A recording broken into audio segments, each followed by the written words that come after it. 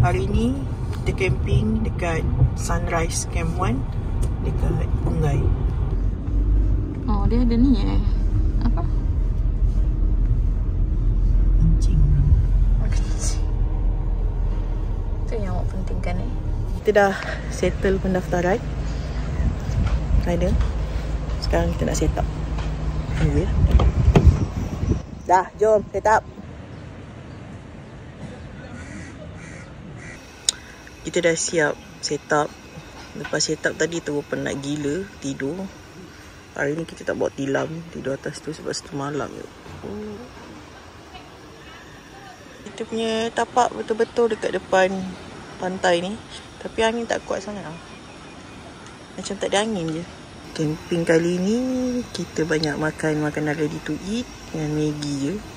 Okey, Maggi ni Maggi lah. Kawan kau cakap aku support Israel lah apa. Masalah Maggi ni pun dapat free.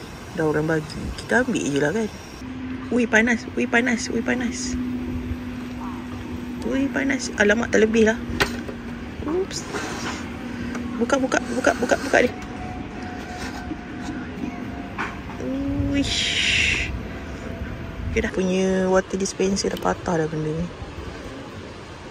Ada jual ke? Ya ada. Dah tengok kat Shopee. Kita tukar benda ni je. Kesal selaru lah.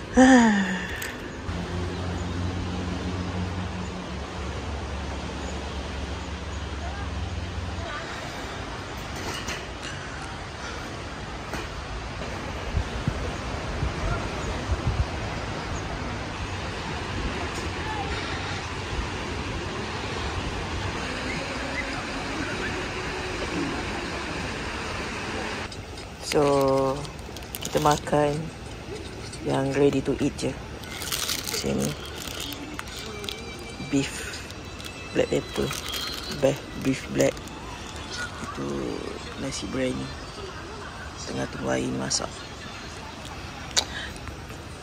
Tak boleh nak rekod video banyak sebab kepala charger rosak. Telefon tak boleh charge. Sedap juga benda ni. Boleh lah. Nah, sekejap.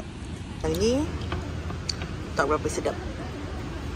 Dia a little bit masin.